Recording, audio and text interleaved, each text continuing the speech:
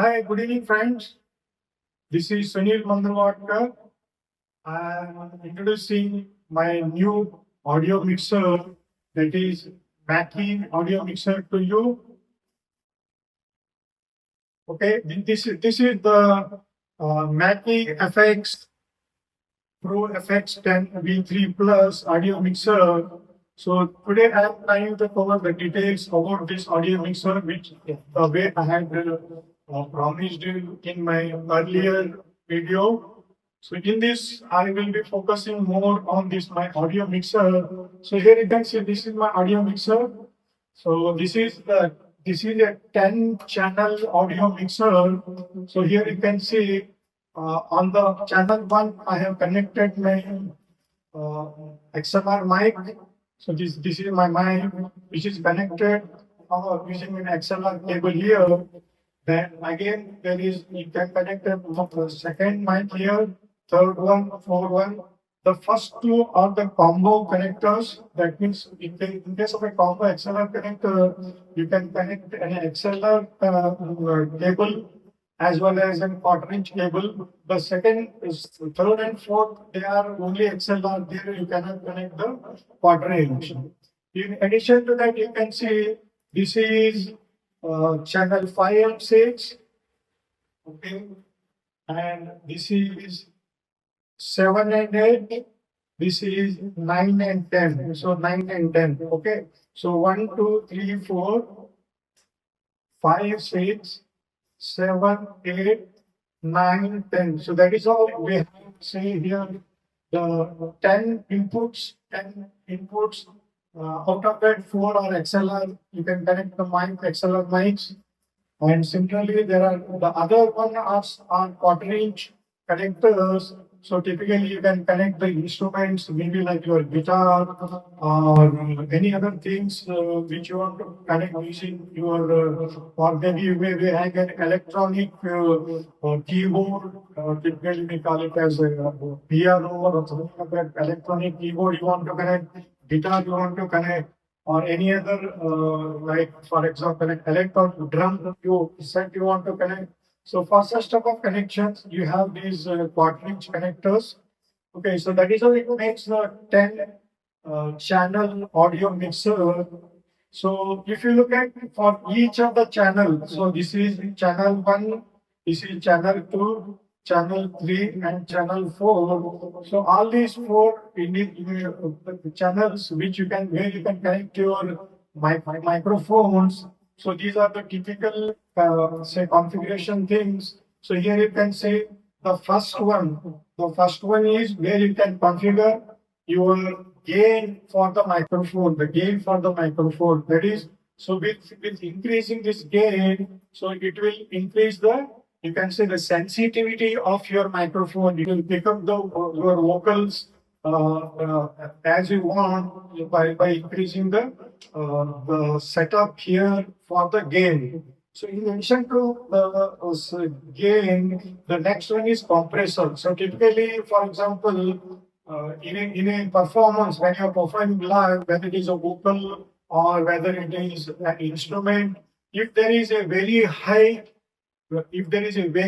volume, very high audio level, so sometimes it can be very, you can say, disturbing, or it can be very, you can say, unpleasant. Okay, so that is where the compressor comes into picture. This is a knob. Using this knob, you can set the compressor. So you are setting the maximum level above which the compressor will suppress that audio level, so that additional, you can say, the unpleasant level of the sound of the audio will be controlled by using this compressor.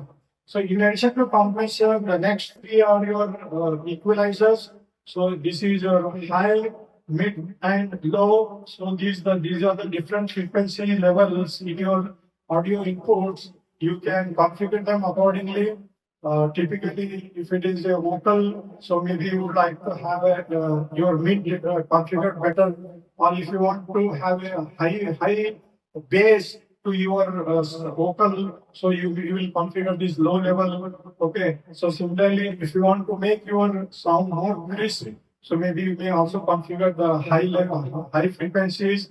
So in addition to these three-band equalizers, then you have the effects. Okay, the effects are like you want to configure, for example, this is the effect engine. So here I have not yet switched on. So when you switch on here, you'll be able to see a small display. So this display will show you how you can configure the effects. So it has multiple effects, and each of the you can, after selecting any particular effect, you can also fine tune that particular effect. There are the different parameters for each of the effect. So you can fine tune the parameters for that particular effect. So that is how you will see your effect engine is configured, so that effects will be applied by using these norms.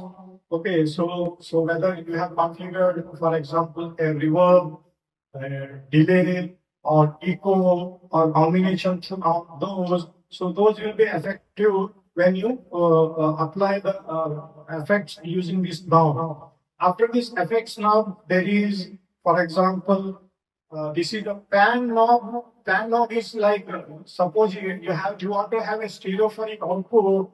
In a stereo, you will have the left channel and the right channel, and then you want to decide whether this particular audio, you should go to the left channel of your stereo, or to the left channel of the stereo, or to the both. So accordingly, you can configure that one. Then this is your output level. So for example, here you have configured the gain. After configure the gain, you also want to configure the output level. So here you are configuring the output level. So for example, for this particular mic, how much output volume you want to provide, so that you can configure. So this is what you can see for each of these input channels. You can configure, for example, gain, then the compressor, then the three-band equalizer, then the effects, and then the pan, and then the output level. So that is how these are the first four.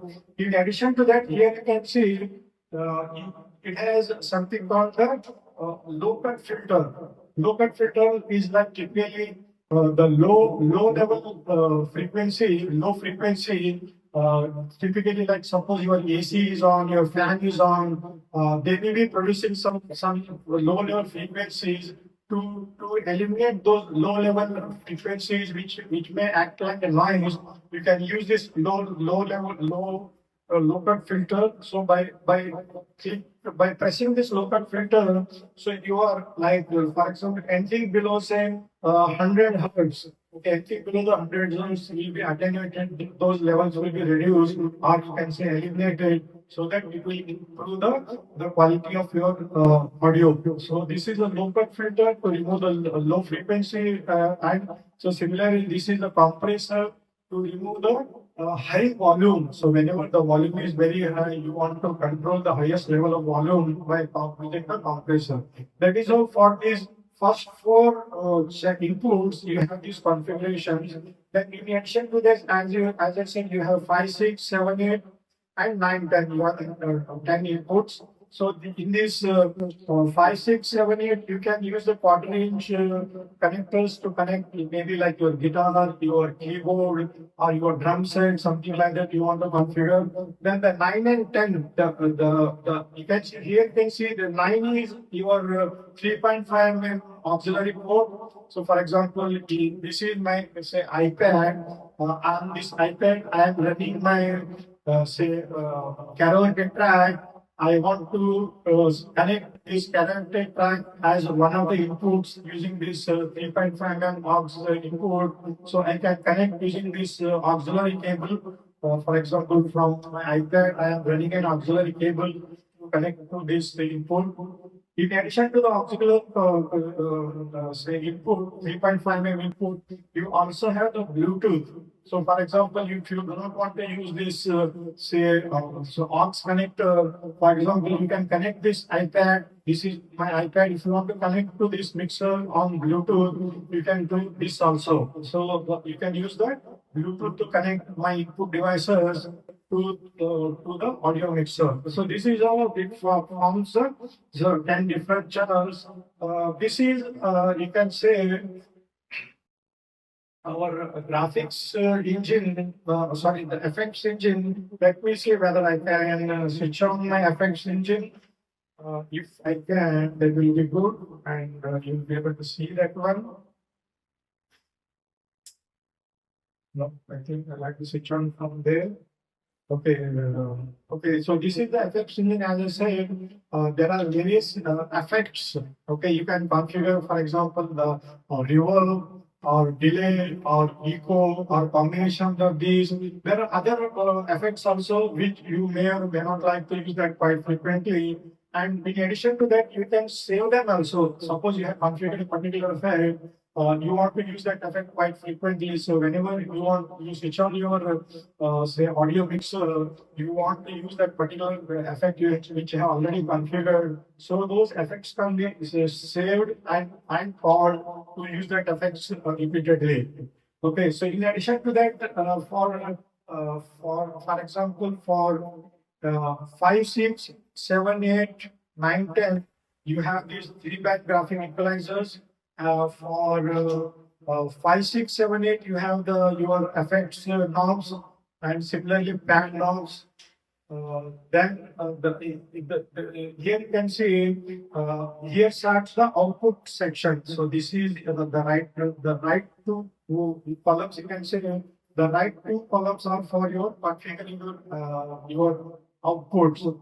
So you can set the output level using this knob, and you can set the effects for the output by using this knob. In addition to, as we can see, we have the headphones you can connect here. You can set the output level for the headphones. Then you can connect the monitors. That is a monitor speakers. You can configure the output level of monitor speakers. And if you connect these main outputs using your XLR connectors, so maybe you have large speakers, you want to you connect those large speakers using the XLR connector. Here you can connect, and the main output for those also can be configured from here.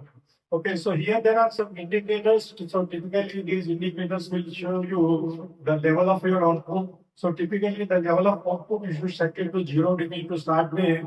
So as your say you start using the vocals as well as the instruments, you may see the output level is increasing. Your output level configuration is such that it will not go to the red level. So typically we have a green level, then the orange level, then the red level. So typically we should not configure the output levels so that you should not reach the red level.